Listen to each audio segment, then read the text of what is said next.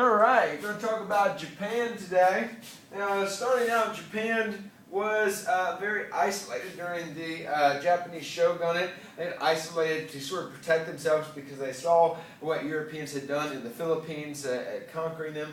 And while they were isolated, their culture became very sophisticated. You know, they had the flowering of haikus and landscape paintings and kabuki theater.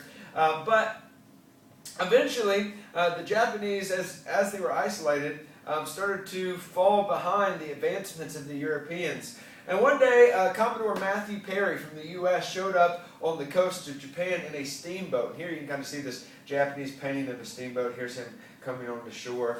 But when Matthew Perry gets there, Japan realizes how behind it actually is.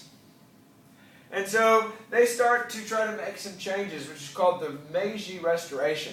And it started by Emperor Meiji, who sides with the U.S. Now, because the shogun is in charge in Japan. So the emperor starts to side with the U.S. and actually overthrow the shogun.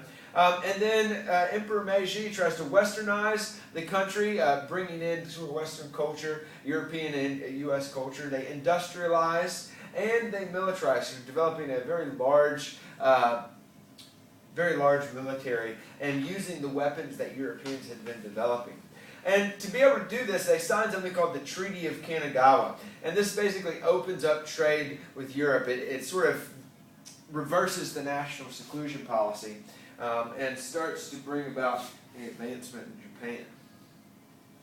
There was some resistance to the Meiji Restoration. There was a group of samurai that was loyal to the emperor, but they fought against Western influence to try to keep Japan from changing so much.